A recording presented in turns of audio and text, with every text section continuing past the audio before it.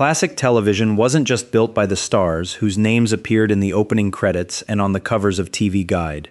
It was held together by a small army of character actresses who showed up week after week playing the nosy neighbor, the fussy landlady, and the housekeeper who somehow ran the whole household better than anyone who actually paid her. You know their faces. You've laughed at their timing 100 times, probably without ever once pausing the show to wonder who was actually delivering the line. Before we get into it, hit subscribe and turn on notifications, because these 15 women appeared in more classic television than most of the actors people actually remember by name. Here are 15 classic TV actresses you know by face, but almost certainly not by name. Number 1.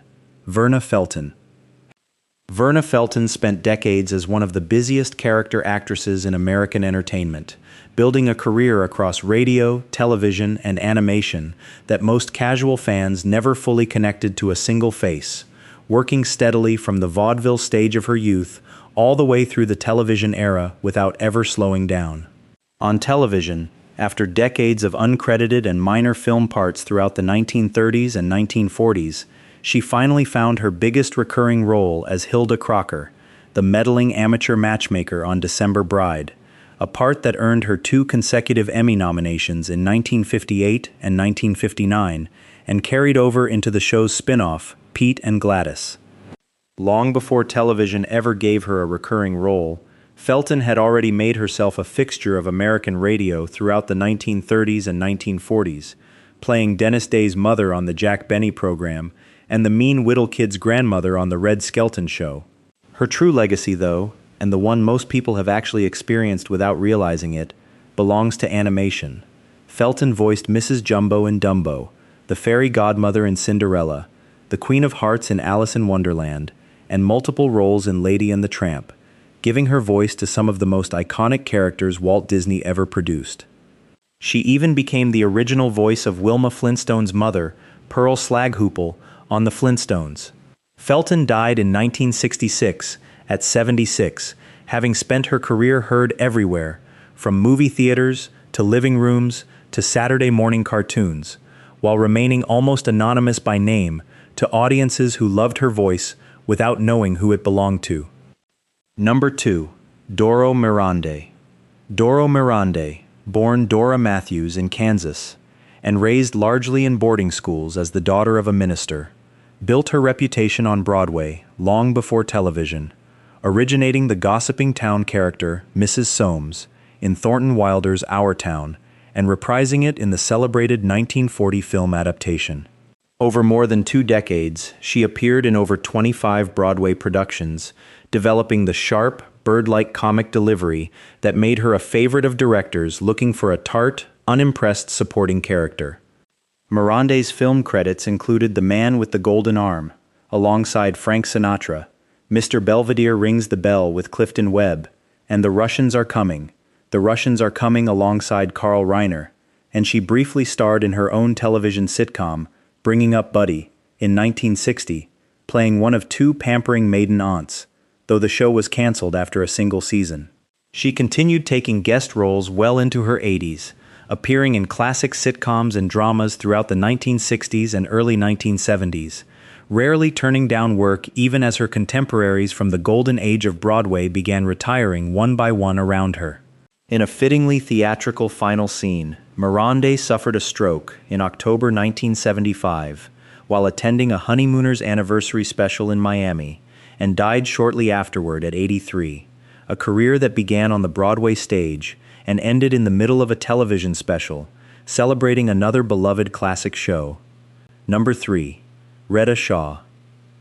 Rea Shaw, born in South Paris, Maine, made her way from regional stage work to Broadway musicals like Gentlemen Prefer Blondes and Annie Get Your Gun before Hollywood ever noticed her, eventually originating the role of Mabel in the Broadway production of The Pajama Game, a musical that became one of the defining hits of its Broadway season, and reprising it in the 1957 film version alongside Doris Day. Once she moved fully into television, Shaw became one of the medium's most reliable matronly character actresses, appearing across a 40-year career that eventually totaled 87 credited film and television roles. She is most fondly remembered today for two very different but equally beloved performances: the gruff, no-nonsense housekeeper Martha Grant on The Ghost and Mrs. Muir, and the cheerfully stern cook Mrs. Brill in Disney's Mary Poppins. Along the way, she worked steadily alongside legends including Lucille Ball, Dick Van Dyke, and Red Skelton, appearing repeatedly across nearly every major sitcom of the era. Shaw died in 1982 at 69, a performer whose face and voice were instantly familiar to generations of audiences who almost never knew her by name. Number 4. Madge Blake. Madge Blake didn't begin acting professionally until she was 50, having spent years working alongside her husband on top-secret government projects in Utah related to the atomic bomb during World War II. Once she finally enrolled at the Pasadena Playhouse to study acting, she built a remarkably prolific 20-year career almost entirely out of playing warm, slightly scattered older women. Blake became a semi-regular as Larry Mondello's mother, Margaret Mondello, on Leave It to Beaver, played Flora McMichael on The Real McCoys, and appeared as the gossiping columnist Dora Bailey in Singin' in the Rain, but she's best remembered today as Aunt Harriet Cooper, appearing in 96 episodes of the 1960s Batman television series. At one point, network producers reportedly wanted to fire her from the show, and it was only Adam West personally standing up for her that kept her in the role. Madge Blake died in 1969, at 69, one of the most familiar faces on American television, despite starting her career only after raising a family and working on one of the most secretive projects in American history. Number 5. Anne Morgan Gilbert. Anne Morgan Gilbert, a native of Minneapolis, originally enrolled at Stanford, intending to study nursing, until a D grade in freshman chemistry and a chance audition for a campus production of Uncle Tom's Cabin sent her toward a stage and screen career that would span more than 6 decades. She built an early career performing in Billy Barnes' satirical musical revues, which toured nationally and earned a Tony nomination on Broadway, work that caught the attention of writer-producer Carl Reiner and led to her casting as Millie Helper, the chatty next-door neighbor on The Dick Van Dyke Show. Decades later, an entirely new generation discovered her without ever connecting her back to that earlier role, when she spent all 6 seasons of The Nanny playing the cigarette-smoking, sharp-tongued Grandma Yetta, grandmother to Fran Fine. Gilbert also maintained an active stage career throughout her life, appearing in Broadway and regional productions of Arsenic and Old Lace, The Matchmaker, and To Kill a Mockingbird. She died of cancer in 2016 at 87, a performer who became genuinely beloved by 2 completely different generations of television audiences, nearly 30 years apart, without either group necessarily realizing it was the same woman. Number 6. Barbara Pepper. Barbara Pepper, born in New York City to a father who was also a working actor, started in show business at 16 as one of the original Goldwyn girls, forming a lifelong friendship with a young Lucille Ball. She went on to work as a Ziegfeld Follies showgirl under Florenz Ziegfeld Jr. himself, and appeared in small film roles for decades, including bit parts in My Fair Lady and It's a Mad, Mad, Mad, Mad World, while raising 2 sons largely on her own after her husband, actor Craig Reynolds, died in a motorcycle accident in 1949, taking guest role after guest role to support her young family in the years that followed. After putting on weight in her 30s, Pepper's film roles narrowed considerably, pushing her toward the small character parts on television that would ultimately define the rest of her career. She became a familiar face on I Love Lucy, the Jack Benny program, and the George Burns and Gracie Allen show, before landing her most memorable role as the original Doris Ziffel, the pig-loving farm wife on Green Acres, starting in 1965. A serious heart condition eventually forced her to leave the show in 1968, with veteran actress Fran Ryan stepping into the role of Doris Ziffel for the remainder of the series, and Pepper died of a coronary the following July at 54, having spent nearly 40 years working steadily in Hollywood without ever becoming a name audiences could easily place, despite being friends with one of the biggest stars in television history since they were teenage chorus girls together. Number 7. Isabelle Randolph. Isabelle Randolph, born Isabelle Elfreda Mayer in Chicago to a family already involved in show business, specialized in playing pompous, socially superior grand dames for 6 decades, a career that began on the regional Midwestern stage before World War I and carried her through Broadway, radio, film, and television. Her most famous role came on the wildly popular radio program Fibber McGee and Molly, where she originated the snooty society matron Mrs. Abigail Uppington, a character so beloved that she reprised it in 2 spin-off films, Look Who's Laughing and Here We Go Again. She also starred in the radio soap opera Dan Harding's Wife for 3 years and appeared in the casts of One Man's Family and The Story of Mary Marlin, one of the most heard voices on American radio, despite being unrecognizable in person. Once television became the dominant medium, Randolph shifted easily into the new format, taking recurring roles on Meet Millie, Our Miss Brooks, December Bride, and even a turn as Rob Petrie's mother, Clara, on The Dick Van Dyke Show. Across more than 70 film credits and countless radio and television appearances, she built one of the longest careers of any character performer of her generation. Isabelle Randolph died in 1973 at 83. A woman whose voice had once been instantly recognizable to millions of American radio listeners, and whose face later became just as familiar to television audiences who rarely stopped to connect the two. Number 8. Katherine Card.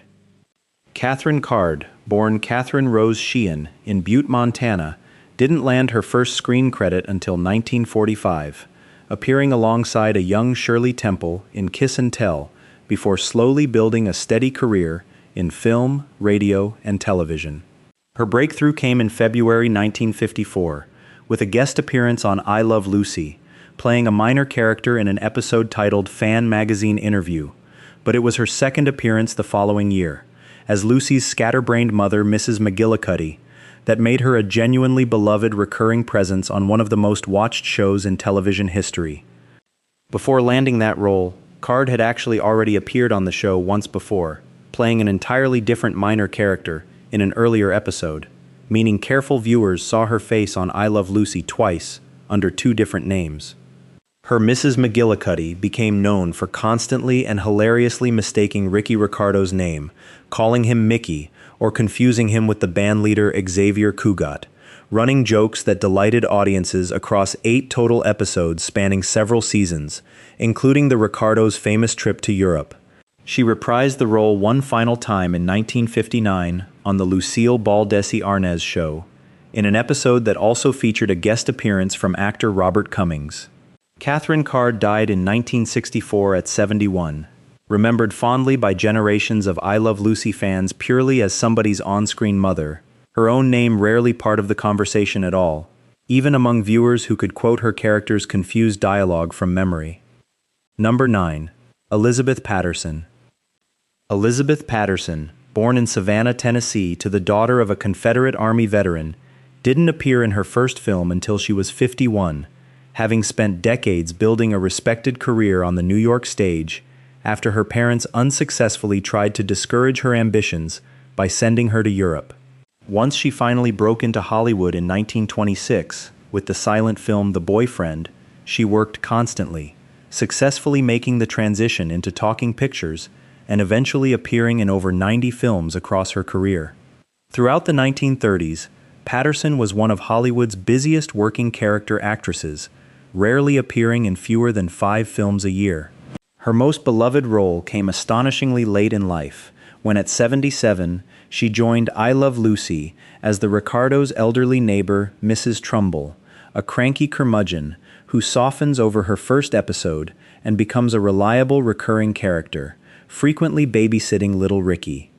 She continued acting until 1960, finishing her career at 85 with a role in Tall Story. Patterson died in 1966 at 91, proof that some of classic television's most familiar supporting faces didn't arrive until an age when most performers had already retired. Number 10. Mary Jane Croft. Mary Jane Croft began her career on the Civic Theater stage in her hometown of Muncie, Indiana, before spending years working steadily in radio drama out of a local Cincinnati station, developing the warm, easy delivery that would eventually make her one of the most reliably recurring faces across the entire Lucille Ball television universe, appearing occasionally on the original I Love Lucy as neighbor Betty Ramsey, before becoming a full-time cast regular for over a decade.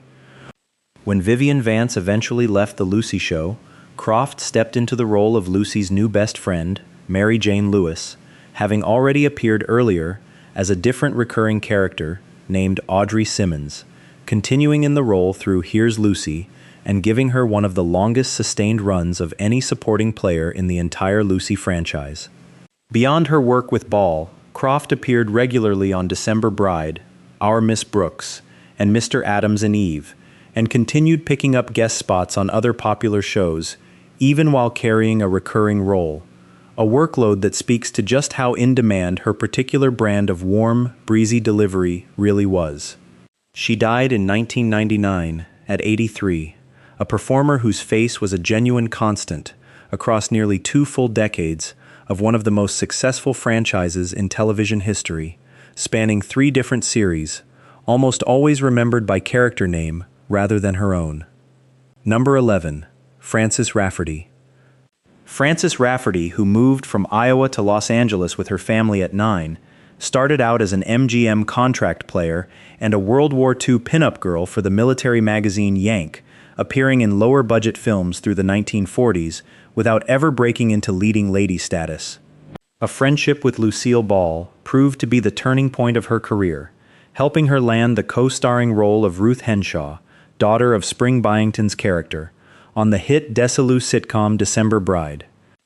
Rafferty appeared in all 156 episodes of December Bride across its 5-season run from 1954 to 1959, an extraordinarily consistent run for any performer of the era, becoming one of the most consistently visible young actresses on television during the decade, without ever becoming a household name in her own right, the way some of her castmates eventually did. She later made guest appearances on the spin-off series Pete and Gladys, before retiring from acting in 1965, making just one further appearance more than a decade later on the streets of San Francisco. Frances Rafferty died in 2004 at 81, a performer who spent 5 full years as a series regular on one of the most popular sitcoms of her era, remembered today almost entirely by character rather than by name.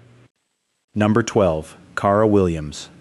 Cara Williams, born Bernice Camillat, was groomed early by CBS as the network's answer to Lucille Ball, a wacky, physical redhead who earned a genuine Academy Award nomination for her dramatic supporting work in 1958's The Defiant Ones. That momentum collapsed almost overnight when an unfavorable network shuffle led to the cancellation of her own sitcom after just a single season, derailing what had looked like a clear path toward major stardom. She found steadier, if less prominent work afterward on television, including a starring role opposite Harry Morgan on Pete and Gladys, the December Bride spin-off, throughout the early 1960s, playing a version of the same wisecracking, high-energy character type that had briefly made her look like network television's next breakout star. By the 1980s, Williams had largely stepped away from acting altogether, choosing a quieter, more private life outside the industry that had once positioned her, however briefly, as a future star on the level of the very performer she'd been hired to imitate.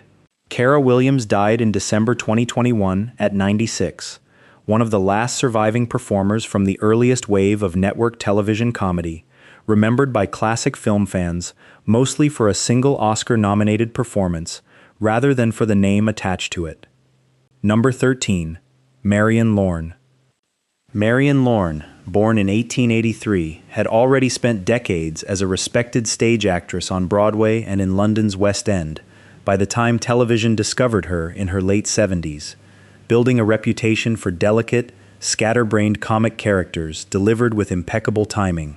She didn't find her defining role until quite late in life, joining the cast of Bewitched in 1964 as the sweetly absent-minded Aunt Clara, a witch whose spells almost never worked correctly. Lorne played Aunt Clara for 4 seasons, becoming one of the show's most beloved recurring characters, and earning genuine affection from audiences who tuned in weekly just to see what minor magical disaster she'd cause next. her gentle, fumbling warmth acting as a sharp contrast to the show's more glamorous central witch. She died in 1968 at 84, while the show was still airing, and was posthumously awarded the Primetime Emmy for Outstanding Supporting Actress in a comedy series later that year, one of a small handful of performers in television history to win an Emmy for a role they never lived to see recognized. Number 14. Jesslyn Fax.